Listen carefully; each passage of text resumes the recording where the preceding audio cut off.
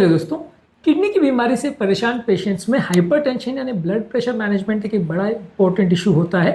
यहाँ पे सबसे बड़ा प्रॉब्लम ये होता है कि ब्लड प्रेशर होता तो बहुत ज़्यादा है, मैनेज करना बहुत मुश्किल होता है क्योंकि कई दवा ऐसी होती है जो किडनी के पेशेंट्स में मना होती है। ये दवा अगर हम किडनी के पेशेंट्स में देंगे तो नुकसान करेगी। अब यहाँ पे हम ब्लड प्रेशर कैसे मैनेज करें, क्योंकि ब्लड प्रेशर होता है 200-250 इस लेवल तक, और दवाइयाँ के ऑप्शंस हो जाते हैं कम। इनफैक्ट कई दवाइयाँ ऐसी होती है जहाँ पे हम मैक्सिमम डोज तक पहुंचने के बाद भी कई दवाइयों के देने के बावजूद भी हम ब्लड प्रेशर कंट्रोल नहीं कर पाते। इसलिए मेडिसिन का इंपॉर्टेंट इश्यूज को समझने का प्रयास करेंगे कि हाई ब्लड प्रेशर वाले पेशेंट्स में अगर किडनी का प्रॉब्लम है साथ में, तो हम कौन कौन सी दवाइयाँ उनमें से दे सकते हैं, कौन सी नहीं दे सकते, किसको प्रेफर करेंगे, किसको नहीं करेंगे, किस स्टेज में करेंगे, किस स्टेज में नहीं करेंगे और क्या कारण है इस सब चीज़ों के। थोड़े प्रैक्टिकल एस्पेक्ट्स पर बात करेंगे। ऑब्वियसली ज़्यादातर लोग ये डिसीजन अपने डॉक्टर पर छोड़ देते हैं, लेकिन इसको समझना ज़रूरी है ताकि ओवरऑल एक अंडरस्टैंडिंग डेवलप हो पाए कि ये इंपॉर्टेंट इशू क्यों है और इससे आपको क्या सीखने की आवश्यकता है। टॉपिक पर जाने से पहले जो लोग हमारे चैनल पर नए हैं उन्हें रिक्वेस्ट करूँगा कि चैनल को सब्सक्राइब करें, वीडियोस को लाइक करें, शेयर करें, फॉलो करें, कमेंट करें, पूरा देखें। टॉपिक इंपॉर्टेंट है इसलिए इसे अंत तक देखिएगा। चलिए शुरू करते हैं इंपॉर्टेंट वीडियो।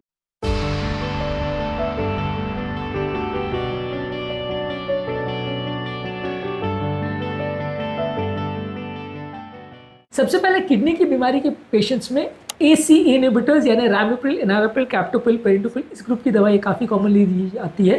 ये दवाइयों का सबसे बेस्ट बेनिफिट ये है, ये किडनी के एल्ब्यूमिन एक्सक्रीशन को यानी किडनी में प्रोटीनूरिया के चांसेस को कम करता है। ये बहुत कम ही ऐसी दवाइयाँ हैं जो आपकी किडनी के फंक्शंस को इम्प्रूवाइज करने में मदद करती है, उनमें से एक है। तो ये दवाई one of the first choice medicine में आती है जो कि किडनी के डिजीज़ के प्रोग्रेशन को रोकने, प्रॉब्लम को कम करने का प्रयास करती है।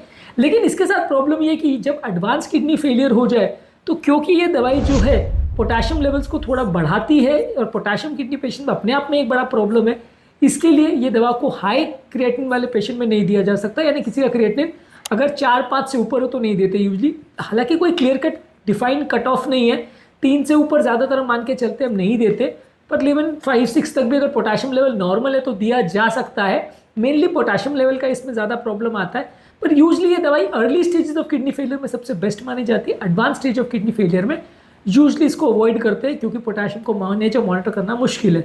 अब अगर कोई ऐसे कंट्री में कोई ऐसे पेशेंट्स है जो हर हफ्ते या हर 15 दिन में कराने को टेस्ट तैयार हो तो चलेगा, पर अगर कोई पेशेंट ऐसे जो 3 दिन महीने तक पोटेशियम नहीं कराते तो फिर आपको दिक्कत हो जाएगी और सडनली पोटेशियम बढ़ेगा तो जानलेवा हो सकता है। इसी ग्रुप की दूसरी दवाई है एंजियोटेंसिन रिसेप्टर ब्लॉकर्स यानी ARBs। इसमें लोसार्टन, वैल्सार्टन, कैंडिसार्टन, एजिलसार्टन, टेल्मिसार्टन ये सारी ग्रुप की मेडिसिन आती है।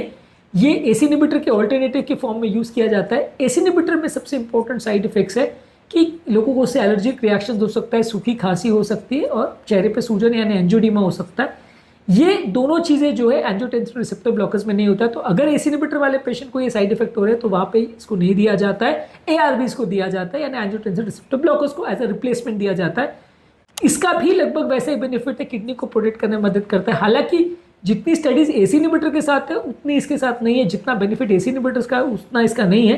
ACE इनहिबिटर के साइड इफेक्ट्स भी ज़्यादा हैं, तो जहाँ ACE इनहिबिटर कॉन्ट्राइंडिकेटेड है या मना है वहाँ पे एंजियोटेंसिन रिसेप्टर ब्लॉकर्स दिया जाता है। उसी का एक तरह से रिलेटिव है या भाई भतीजा है, लेकिन कम साइड इफेक्ट्स होते हैं, तो इसलिए इसको जहाँ पे ACE इनहिबिटर सूट नहीं करते वहाँ पे दिया जाता है। ये भी पोटेशियम लेवल्स को बढ़ाता है, इसलिए इसको भी early stage of kidney failure में दिया जाता है। Late stage of kidney failure में अवॉइड करते हैं क्योंकि इससे भी पोटेशियम बढ़ेगा। अगला इंपॉर्टेंट ग्रुप ऑफ मेडिसिन है कैल्शियम चैनल ब्लॉकर्स। इस ग्रुप में आती है एम्लोडिपिन, निफेडिपिन, निकार्डिपिन, निट्रेंडिपिन, सिल्निडिपिन। ये कॉमनली ब्लड प्रेशर कंट्रोल करने के लिए दवा है। ये ज़्यादातर इजीली टॉलरेट होती है। किडनी डिजीज़ वाले पेशेंट में ज़्यादातर इसको आसानी से यूज़ कर सकते हैं, हाई डोज में भी कर सकते हैं, और पोटेशियम लेवल्स को या किडनी के फंक्शन को ज़्यादा इफेक्ट नहीं करता, ब्लड प्रेशर को ठीक ठाक कम करता है। किसी किसी में पाँव में सूजन होती है तो अगर पीडीमा ज़्यादा हो रहा हो तो नहीं दे सकते, अदरवाइज ज़्यादातर इसको प्रेफर करते हैं। इसी ग्रुप की दूसरी दवा आती है नॉन डायहाइड्रोपायरिडिन कैल्शियम चैनल ब्लॉकर्स। इसमें आते हैं वेरापामिल और डिटायजन। ये ज़्यादातर अगर किसी किडनी पेशेंट्स को हार्ट का भी अगर साथ में प्रॉब्लम है या रिदम प्रॉब्लम से तो दिया जाता है। ये भी BP कम करता है, हालांकि BP कम करने के लिए इसको कॉमनली यूज़ नहीं करते।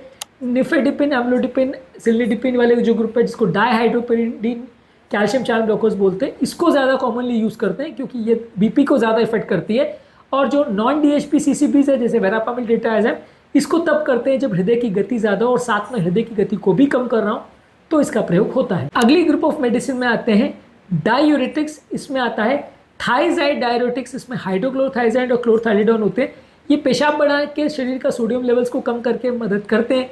लेकिन जिन लोग का भी किडनी ऑलरेडी फेल हो चुका है या बहुत ज़्यादा खराब हालत में है और एंड स्टेज किडनी डिजीज़ में है, जबकि EGFR जो है वो 30 से कम है, वहाँ पे इसका प्रयोग नहीं किया जा सकता क्योंकि वहाँ पे इफेक्टिव नहीं होती, तो वहाँ पे इसका प्रयोग यूजली नहीं किया जाता, वहाँ पे दूसरी दवाओं का प्रयोग किया जाता है।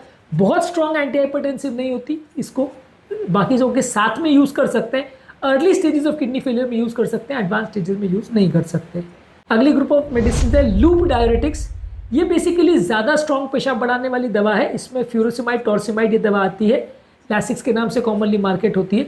ये ज़्यादातर अगर किसी को किडनी फेलियर है तो वहाँ पे इसका प्रयोग होता है। अगर एडवांस किडनी फेलियर है तो भी इसका प्रयोग करते हैं।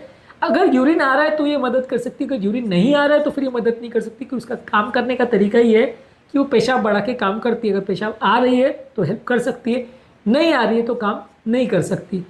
ये दवा का इंपॉर्टेंट साइड इफेक्ट है कि ये सोडियम लेवल कम कर सकता है, पोटेशियम लेवल कम कर सकता है, वॉल्यूम डिप्लीशन कर सकता है, ब्लड प्रेशर ज़्यादा लो कर सकता है, डिहाइड्रेशन कर सकता है, हाइपोमैग्नीसीमिया कर सकता है। तो इसके भी कुछ इंपॉर्टेंट साइड इफेक्ट्स है जिसको ध्यान रखने की आवश्यकता है। किडनी पेशेंट में रेगुलर पेशेंट की अपेक्षा इसको हायर डोज पे दिया जाता है क्योंकि कम डोज पे उतना असर नहीं कर पाती, पर साइड इफेक्ट्स भी अच्छे हैं। जब तक यूरिन आ रहा है तब तक ये ठीक ठाक प्रयोग कर सकते हैं, जब यूरिन नहीं आ रहा है तो फिर ये उतनी इफेक्टिव नहीं रहेगी। नेक्स्ट ग्रुप है पोटेशियम स्पेयरिंग डायूरेटिक्स यानी स्पाइरोलैक्टोन और एप्रिनॉन। ये ज़्यादातर रेजिस्टेंट हाइपरटेंशन में यूज होता है, लेकिन इसमें सबसे बड़ा रिस्क फैक्टर ये है कि क्रिएटिनिन लेवल्स अगर ज़्यादा है तो ये पोटेशियम लेवल्स को बहुत बढ़ा देता है, और जहाँ तक डेंजरस हाइपरकैलेमिया या हाइपोटेशियम लेवल्स का प्रॉब्लम आता है तो वो जानलेवा भी सिचुएशन क्रिएट हो सकती है। इसलिए इस दवा को सिर्फ और सिर्फ early stage of kidney failure, जहाँ पे क्रिएटिनिन वैल्यूज 1.5 से कम हो और पोटेशियम लेवल 5 से कम हो, वहाँ पे ही प्रयोग हो सकता है, नहीं तो नहीं हो सकता।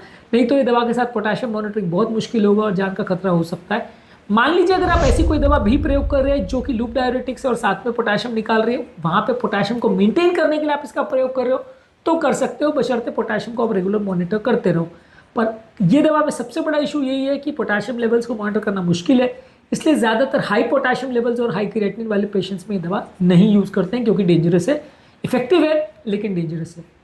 आज के टॉपिक को यही खत्म करते हैं। इस टॉपिक के सेकंड पार्ट में बाकी एंटी हाइपरटेंसिव मेडिसिन पर बात करेंगे, उस पर भी एक अंडरस्टैंडिंग डेवलप करने का प्रयास करेंगे। उम्मीद करूँगा कि आज का टॉपिक में कुछ नई बातें जानने को मिली होगी। हाइपरटेंशन और किडनी डिजीज़ के अदर कंसिडरेशंस और इंपॉर्टेंट इशूज़ पर हमने अलग वीडियो भी किया है, इसको भी ज़रूर चेकआउट करें। टॉपिक एंड करने से पहले जो लोग हमारे चैनल पर नए हैं उन्हें रिक्वेस्ट करूँगा कि चैनल को सब्सक्राइब करें, वीडियोज़ को लाइक करें, शेयर करें, फॉलो करें, कमेंट करें, पूरा